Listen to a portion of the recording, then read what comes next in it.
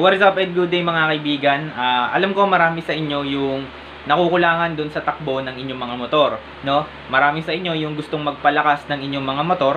Isa sa pinaka-epektibong paraan para mapalakas yung ating mga motor ay yung PCC na tinatawag or yung Port, Carb, and CDI, no? And alam ko marami sa inyo marunong na naman magkabit ng karburador, no? At yung pagkakabit naman ng CDI, napakadali lang naman yan kasi plug and play lang naman siya. Napaka-basic, para ka lang nagsaksak ng electric fan sa bahay nyo, no? So, kaya ngayon, ipapakita ko na lang sa inyo kung paano nga ba yung process ng pagpo-port and polish netong ating netong ating cylinder head. Etong cylinder head na to, naka-port and polish na yan. Ayan. Pero ipapakita ko pa rin sa inyo dahil binidyohan ko yung process, no, kung paano ko pinort and polish tong cylinder head na to. So ayun, sana panoorin nyo tong video na to and stay tuned. So what is up and good day mga kaibigan, no? Ngayong araw na to magpo-port and polish ako nitong cylinder head ko, no. Dun sa intake magpla-plus 1 mm ako, tapos dito naman sa exhaust syempre lalakihan ko ng gusto yan, wala naman limit dyan as long as merong meron kang tinira na kabitan ng exhaust gasket, all goods naman yan. So itong cylinder head na to, head to nung SSX 200 ng Rusi, no. Naka big valves siya, no. Ang valves na to similar dun sa valves ng XR 200, no.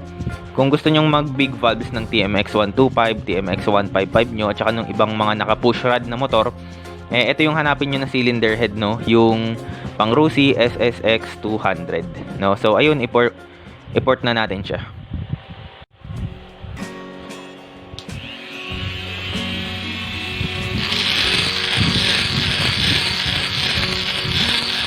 Yan, ginagawa ko paikot para pantay yung kain.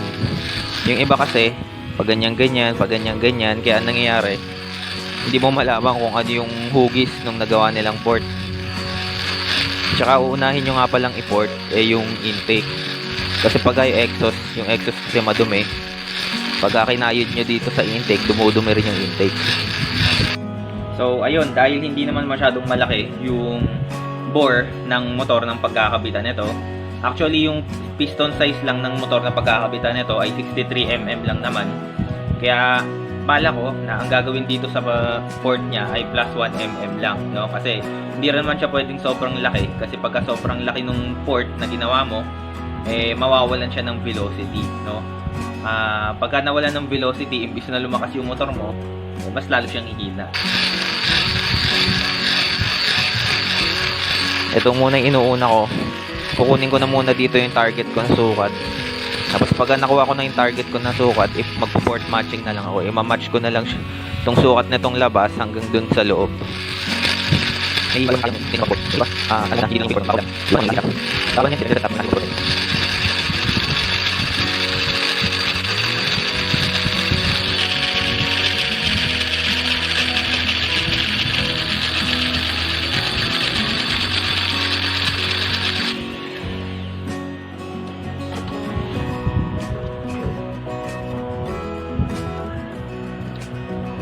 Konti na lang, 29 mm na.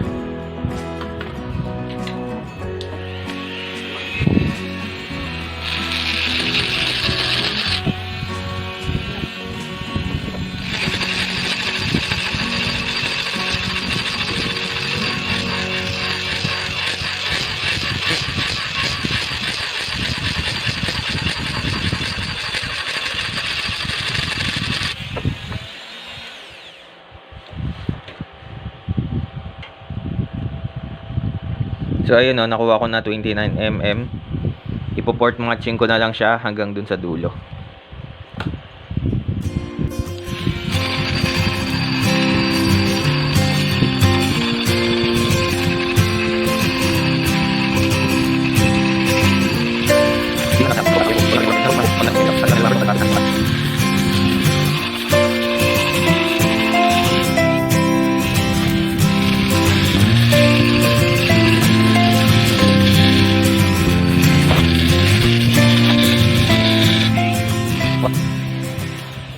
Kung mapapansin nyo, yung dito sa may pasukan, no, meron siyang umbok dyan, no. Ayun yung ini-eliminate natin pagka tayo ay nagpo-port and polish. Ayan na. Ewan ko, di rin naman ako eksperto sa pagpo-port and polish. Minado naman ako, no? Pero, ito, ayun yung sabi ng iba. Ayun, subukan natin.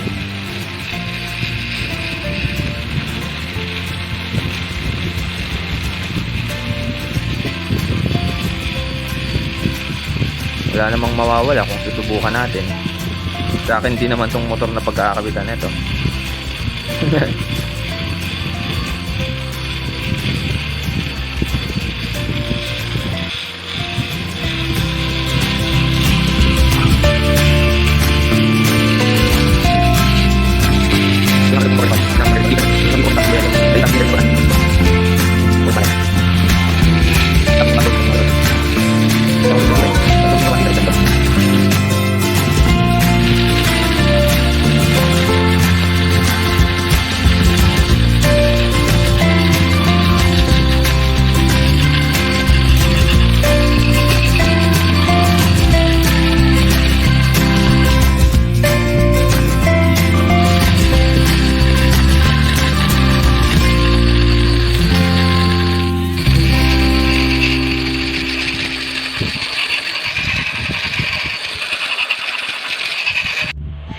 So ayan no, nalakihan na natin yung kanyang butas. Sakto na yan, no? Ito yung kanina, pakita ko sa inyo yung picture kanina. Ayan, ayun yung picture kanina, tapos ito na siya ngayon. Makita nyo, mas bilog na yung hugis niya, no? Mas bilog na yung kanyang hugis. So ngayon, lilihain naman natin siya. Yan, lilihain natin siya. Hindi nga pala siya pwedeng sobrang kinis, no? Kasi makaka-apekto yung sobrang kinis, yung sobrang polish para dun sa atomization. Kaya ano lang, hanggang ganto lang, no? Lihain lang natin siya ng ganto. Hindi na natin siya ipapolishing.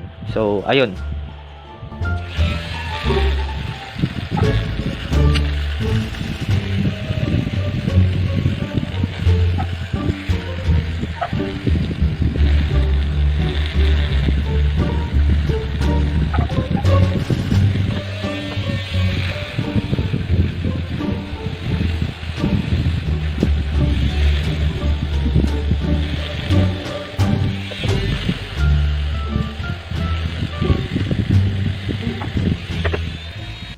So ito no, nagawa na natin yung ating intake port.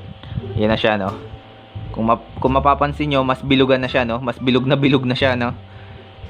Yan, okay na siya no. Hindi ko masyadong kininis no, kasi pagka kininis ho kasi natin ng husto yan, makaka-apekto po yan dun sa atomization ng ating air and fuel mixture or nung ating gas no. Imbis na tiny droplets lang, pagka sobrang kinis kasi magiging patak-patak siya no. Imbis na sobrang liliit na droplets lang yung labas ng gas mo, magiging patak-patak yan no. Makaka-apekto rin yun doon sa combustion. Kaya kailangan hindi rin siya sobrang kinis or hindi siya sobrang kintab. So sakto lang naman yung kinis niya. So ngayon yung ano naman, yung ating exhaust port.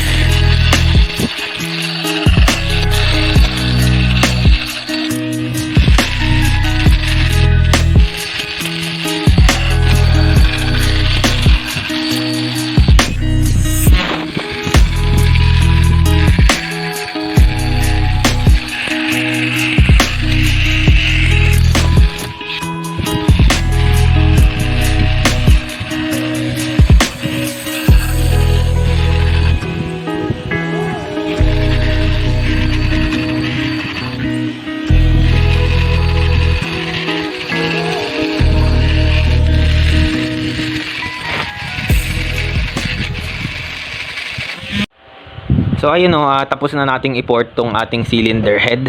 Na-port na natin siya sa intake. Ayan, kita nyo naman yung ating intake. Napakalaki na, no? Napakalaki na ng butas niyan. At saka, ano na siya, makinis na. Yan, ang ganda na ng ano niya, no? Ng intake niya, no? Bilog na hanggang papasok. Pati dito sa ating exhaust. Ayan, kita nyo naman yung ating exhaust. Napakalaki na, no? Napakalaki na ng butas. Makinis yan, no? Ewan ko lang kung bakit dito sa camera. Ayan, no? Makinis yan. Kasi nagpolish ako na to eh. Makinis yan. Ewan ko lang kung bakit dito sa camera medyo malabo. Pero ayun na yung ating exhaust para in-oversize natin siya plus 2mm para sa ganun mas bugang-buga yung ating exhaust gas, no? Mas nakakabuga ng maayos yung ating exhaust gas, no? Palabas sa ating makina. Yan, 'di ba? Makinis yan, no? Dito sa exhaust dapat makinis na makinis dito, no? Dapat nga yung parang salamin siya, no? Polish talaga siya. Kaso nga lang wala naman ako ng pampalish.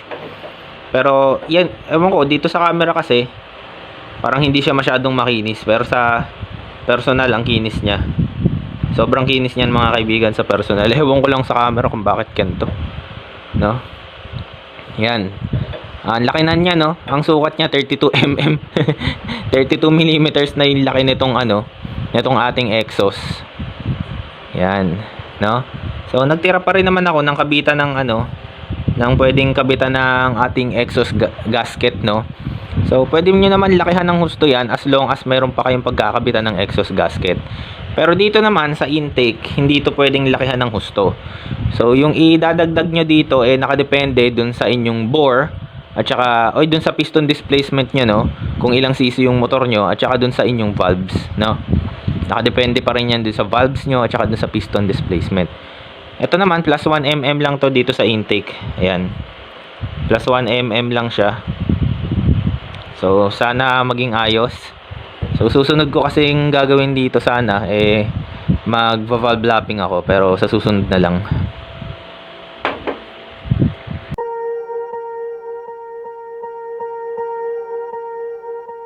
Swear I won't forget this, why do I regret this? In my mind reckless, thoughts are feeling endless. Sitting up I'm breathless, anxiety's infectious. I feel so defenseless, betrayed and embarrassed. I hate being open.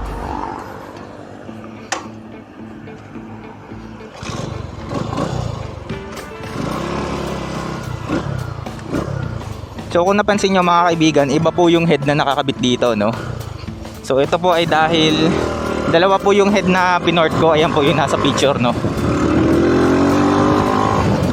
Yung head po na kinabit ko dito, hindi ko po siya na-videoan nung pinort ko siya. Kaya ginawa ko, nag-port uli ako ng isang extra ko na head. Tapos ayun yung binidyohan ko.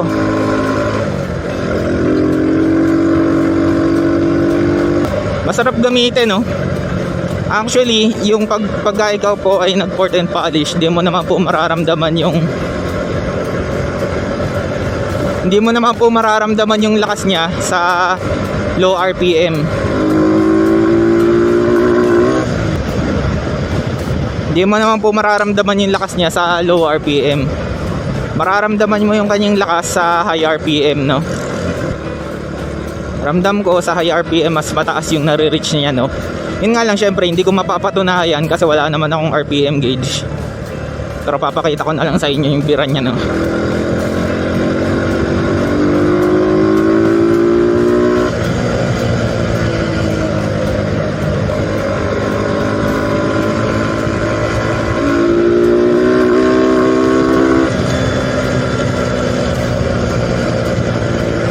Naririnig niyo yung RPM niya, 'di ba?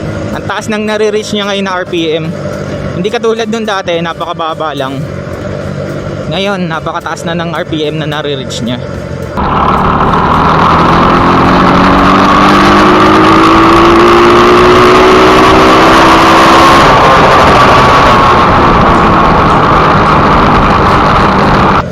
Ang ano ko lang talaga dito sa motor na to, syempre low speed kasi to.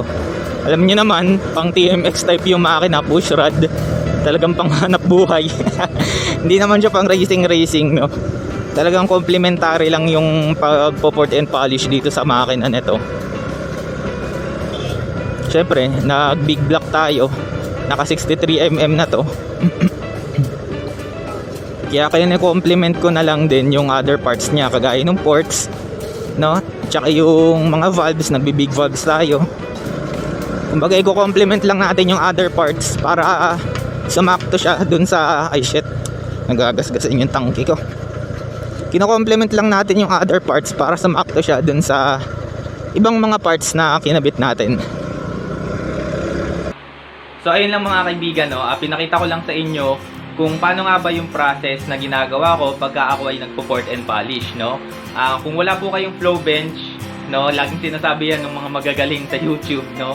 Kung wala kayong flow bench, syempre mag-ingat kayo kasi baka mapasobra kayo, no? And ayun na nga, no, para dun sa mga tumapos ng video na to, pwede ko kayong bigyan ng free port and polish, no? Pwede kong i-port and polish yung mga cylinder head nyo ng libre, no? Basta cylinder head lang yung dadalhin nyo, ha? Baka mamaya dalhin nyo yung buong motor nyo, no? Head lang, no? Dalhin nyo sa akin, tapos port and polish natin yan ng libre.